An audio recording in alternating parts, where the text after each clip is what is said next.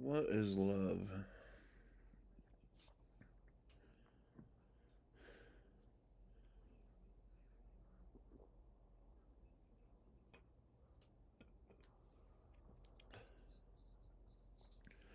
In philosophy, I defined love as an obsession until it's returned. And that it's just two people obsessed with one another.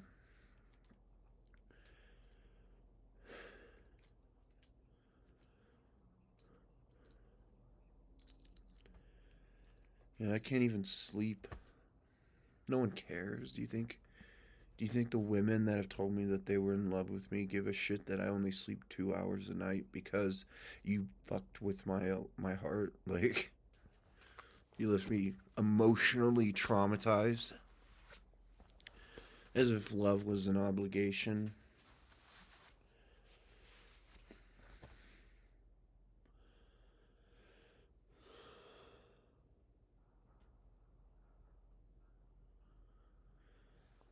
They're just doing work.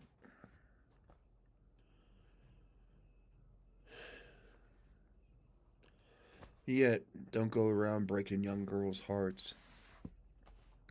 It's the it's the complete opposite of that.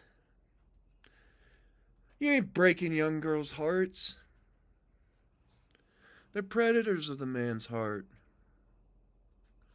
You ain't breaking them. They pretend. They fall out of love just as they fall into it. I know because I've dated 55 fucking women. Really? See, I knew it. Like, every time I start a video, something fucking noisy happens outside. Every time. Don't go around breaking young girls' hearts as if they have them. They don't fucking have one. None of them do. They don't give a shit. They're all in it for themselves and they can love anyone. That's the truth. And that is because there's some sort of evolutionary trait where women have been taken throughout history from wars, from pillaging, or, domination, overpowering, that to prolong humanity and society, they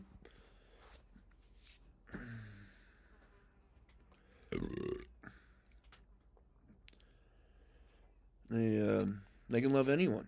They have to be able to. Otherwise, they would have ended their lives. Because an invading army, per se, women were basically domesticated. It's an invading army. They rape, reproduce, and the ones that would end their lives because they couldn't make choices, for some reason, I really don't fucking know, they changed. Our species changed into an ability to love our children no matter where they come from. So women can love anyone. Or, they don't even know what that word fucking means. I don't think it has any meaning anymore. Because our evolutionary traits weeded out loyalties, weeded out the ability to feel consistently. And women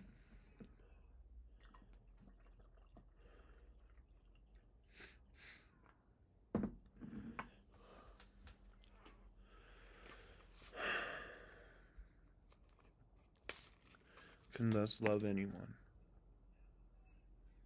Thus they do not feel love. Whatever that is. Me, I feel the exact same way about every woman I've ever said that word to. So I don't sleep. Because my brain wants to feel it so bad again that every night, if I sleep too long, I will have nightmares about crafting a woman of which I desire. Subconsciously, I will fabricate an entire relationship, wake up, and feel loss.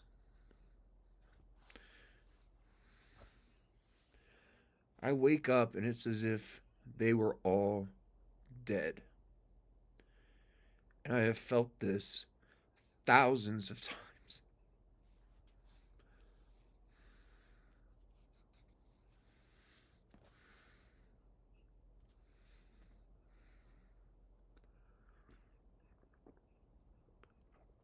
So imagine the person that you think you love, because you don't.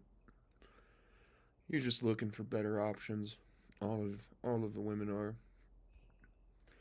You're playing pretend. You're looking for societal standards. You pretend that simply having a job matters. Having more money matters. It's really just comfort, creature features, or whatever they call that. But you're not in love. Like, you wouldn't throw everything away for someone. You wouldn't throw everything away for that person. You want to believe that you would. You want to believe that the vows that you take when you get married are real and true. But they're not, are they? Because if you were suffering, you would leave to find something better. You're not selfless.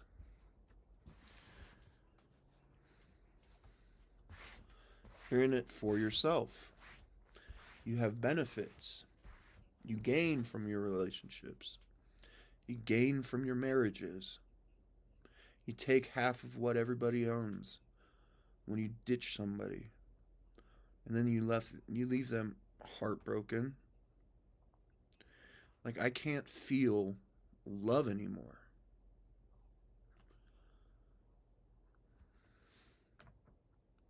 And there's two states of love. There's the sexual state,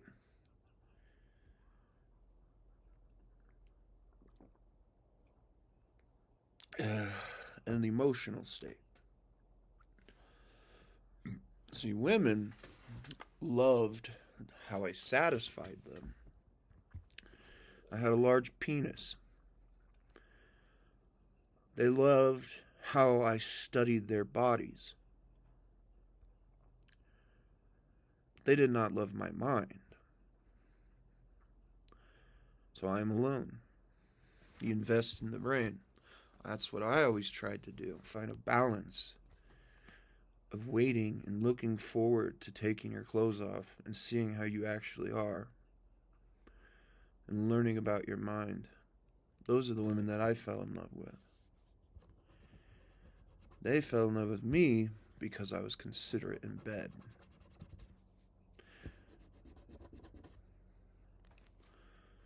Making a woman laugh, is that really the key to love? They don't care. Anyone can make them laugh.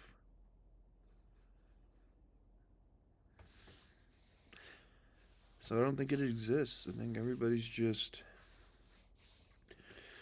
humping and making children and pretending that they know the answers, and they don't know shit.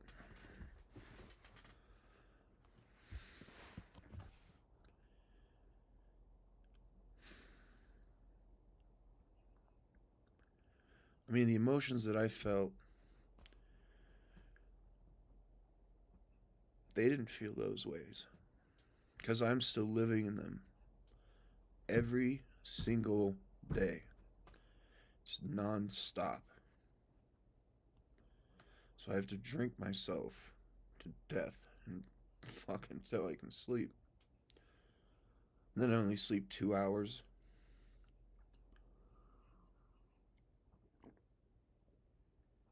Because if I sleep too long,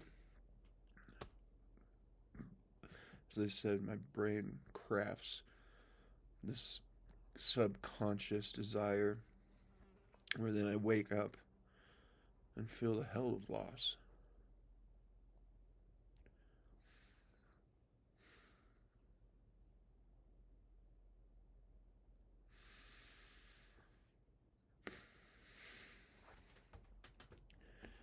And that's why I studied philosophy so hard.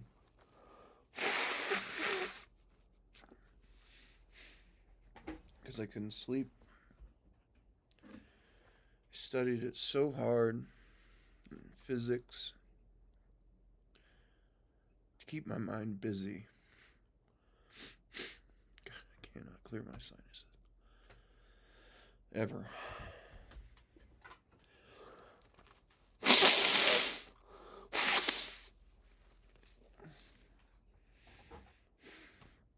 And I balanced in a chair for 5 years straight.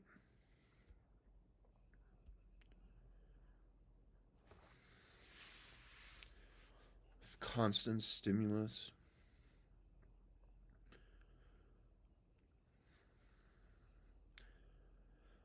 Pursuing philosophy.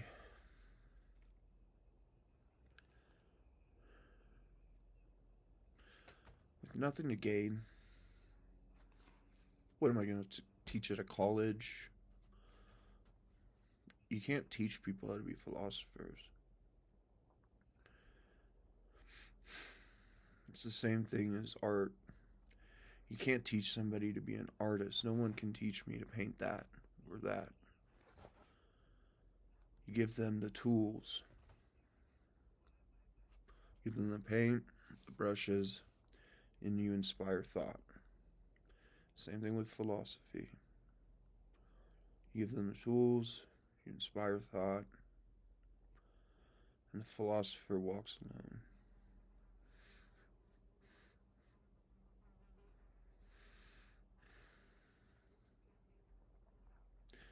And I've been alone for a long time. Philosophy is the loneliest thing that you can do. Because there's no one else.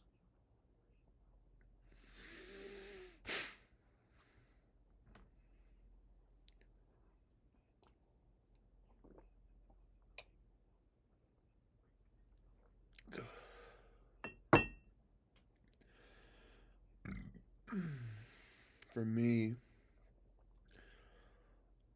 love has been treachery, traitors, hatred over time. Not me of them, them of me, for some reason. Though any woman I've ever been with, I would do anything for them. To demonstrate that I'm honest and devoted to what our potential could be.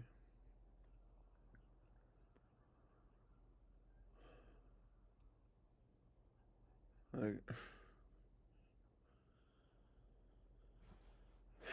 Jana was well, I guess Amber was my first love, I thought. Young love.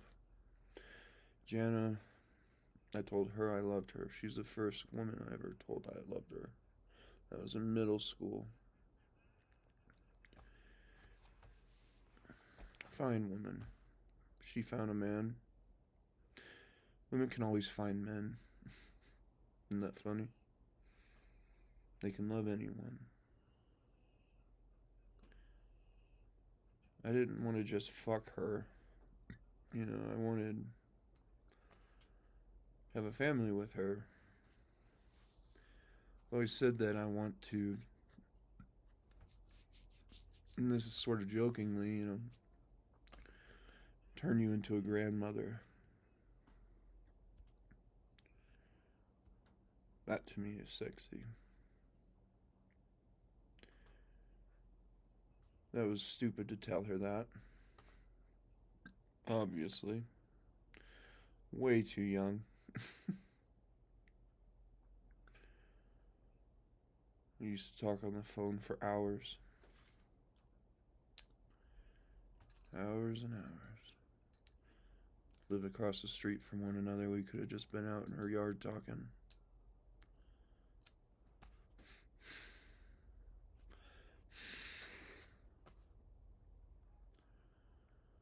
But I was trying to court her. Right? Isn't that the word?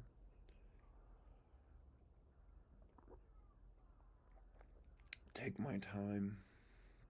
I've loved the mind of certain women, but I never told those. Like Laura, she gave me her virginity. That took many years of just bonding. We were just friends, but the physical desire wasn't there. Ashley, she had everything that I ever wanted. The mind, the body.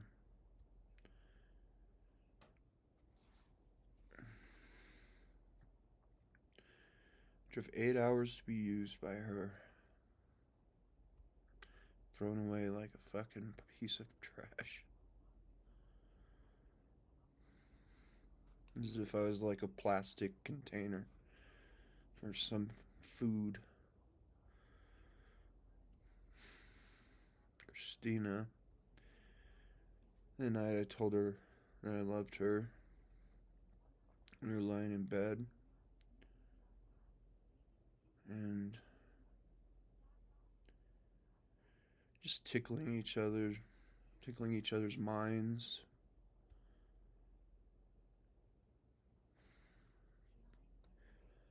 It just came out.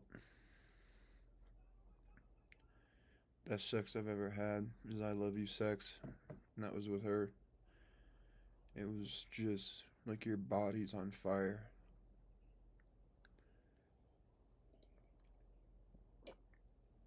Sex for pleasure doesn't compare at all. Sex for desire doesn't compare at all.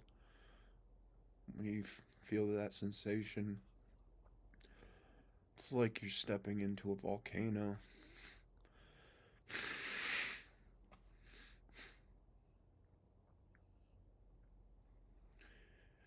Christina told me she fell out of love with me. I almost crashed my car. I couldn't handle it. All that fire died out. In a flash, I was driving in Lakewood to the grocery store to get food to make for her.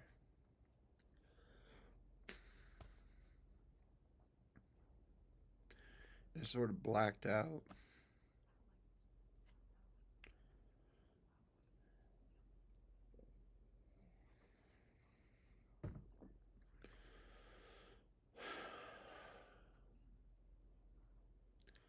Felt a sinking emotion.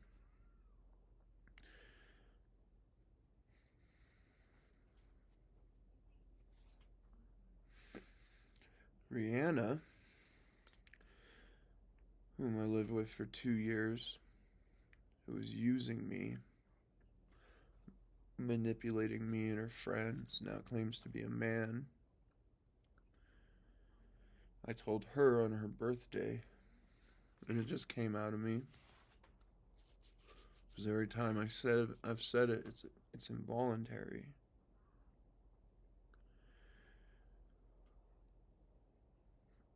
And I believe that's how love should be. It's involuntary. It's some sort of, what's the word, effervescent? Effervescent, I don't know. It just consumes you. It's like a ghost or a demon that consumes you, takes over you.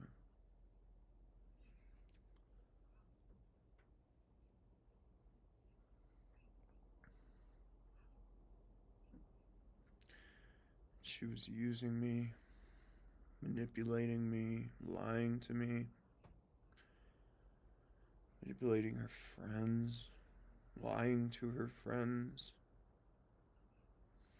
I'm still in love with who she pretended to be. Christina was honest, direct, best woman I've ever known, aside from my grandmother.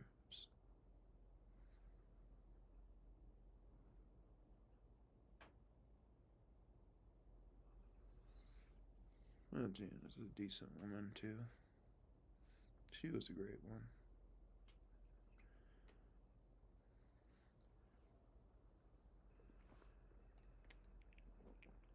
Because I was always pursuing my grandmother. They say all women marry their fathers, right? I wanted to marry my grandmother. I loved her like you could not imagine.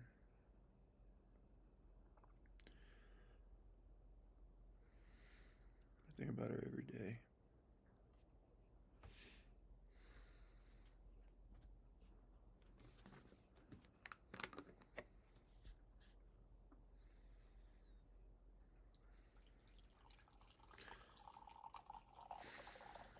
And this one's gonna really piss me off.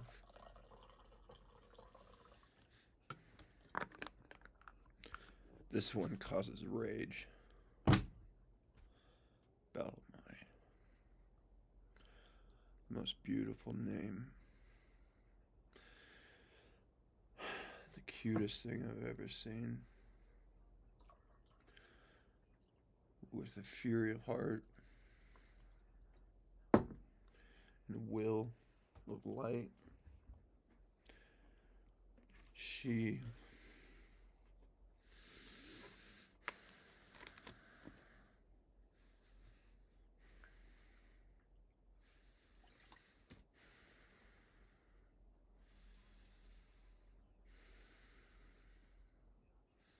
It's hard to control my emotions when I think about her.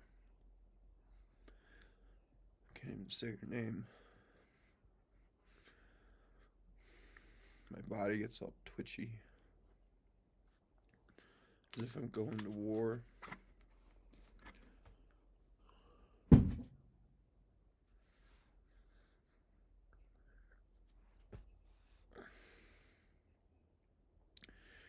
She just got me. She so cute. Perfect petite body. We would talk to each other in poetry. Just talk and talk for years. But she had a neurologically degenerative disease. It's hard not to convert sadness into anger when I confront those emotions.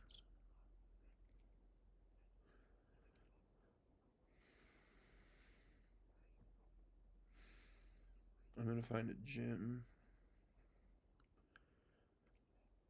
and I'm going to ask them to say her name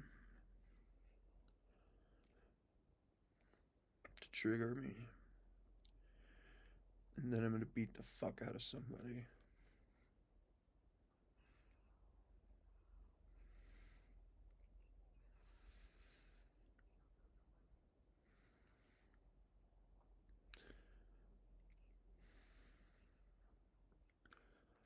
She was basically a flower wilting in the wind. The winds of time.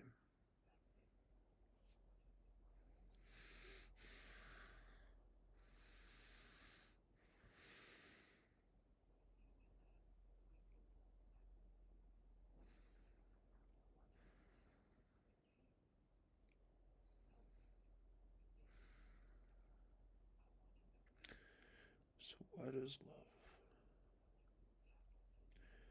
Love for men is a willingness to die, to sacrifice your desires so a woman can be happy.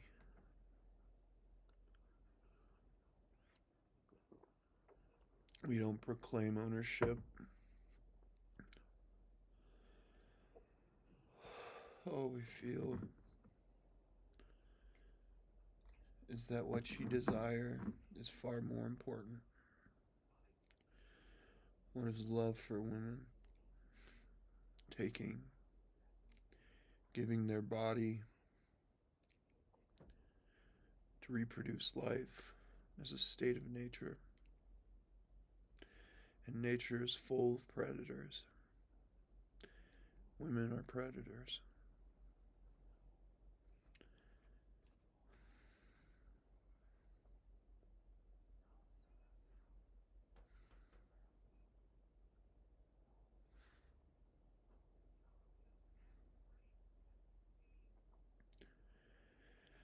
If Bill and Maya had been healthy, I would have children.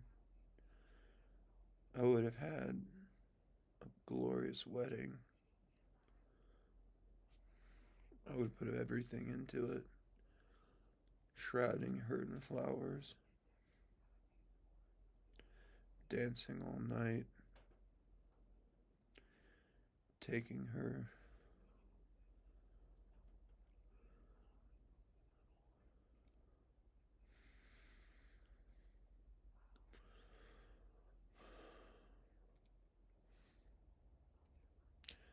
Luckily, I have the forest. I can go out there and hunt anything that can hunt me.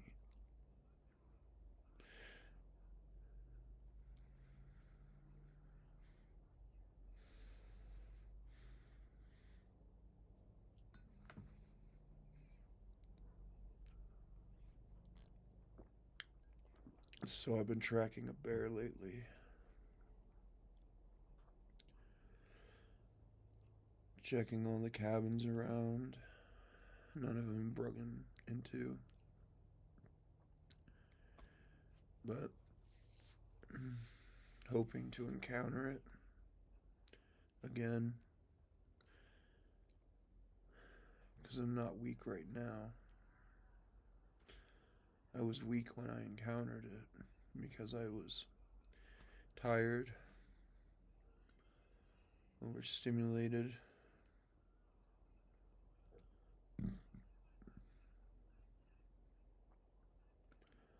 Didn't have my strength back yet. I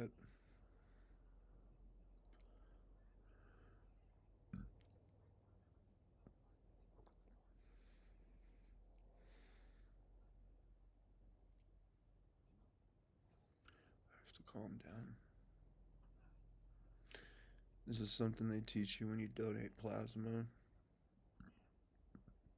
But what it does is get your blood flowing so then the neurons of your brain calm down. It's a technique I use to control emotion, especially with the burns. That way I can feel pain, balance myself with reality. Yeah, talking about Bellamai.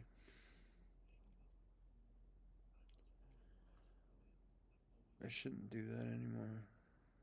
It's too difficult.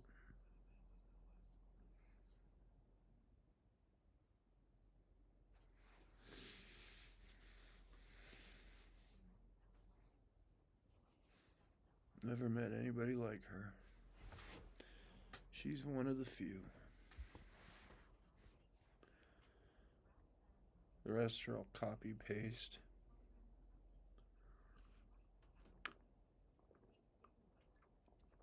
She stood out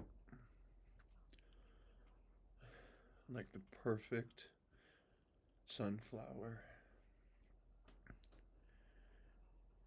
in a fucking wilderness of wannabe flowers. She just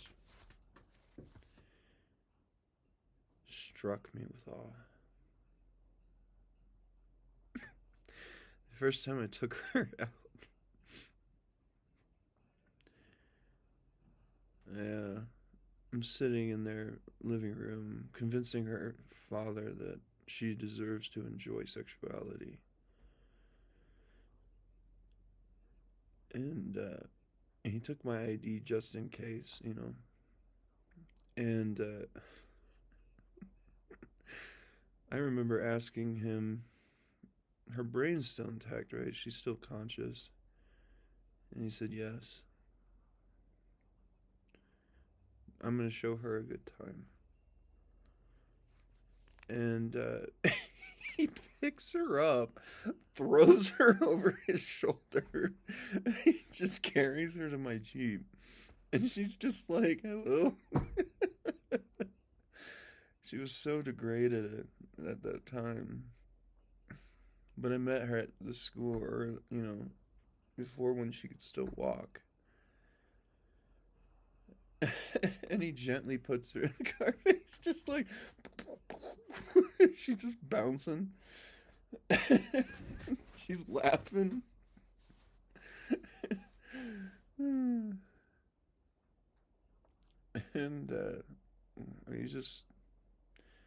I just took her to look at the mountains and the city and show her every place that I love.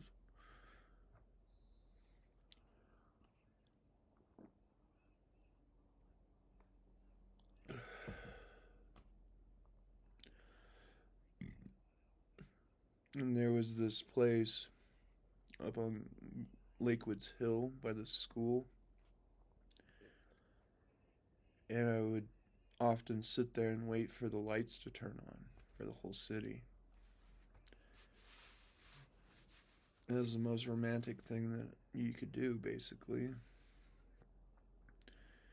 And I'd often go up there and just sit on my Jeep, climb the hood, and sit on top of it and just watch the lights turn on across the whole metro. Denver Metro is massive. And so it's really cool. It's like looking at the stars turn on. So I took her there to enjoy that.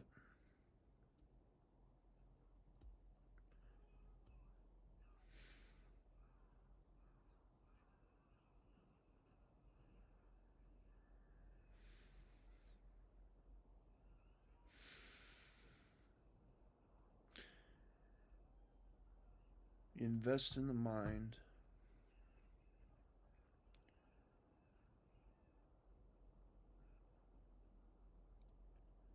She has the body that I like. She has the mind. She can't do anything.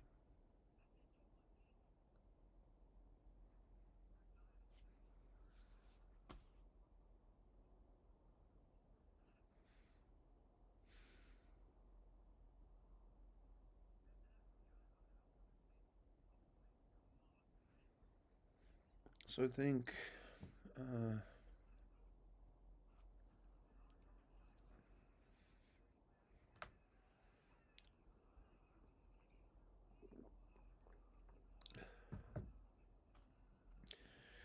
an obsession until it's returned implies that there's a balance. Nobody's giving or taking more. One gives, another takes. That person gives, they take. Every relationship I've ever been in, I've always built it on 50-50 and then tried to create a differential of giving and taking. Because I'm going to take your body if we create life. And you're going to take my life as I work to support you, defend you. I'm altering you, changing you for the rest of your life. And then if I die, defending you. You altered my life. And that's what I think love is.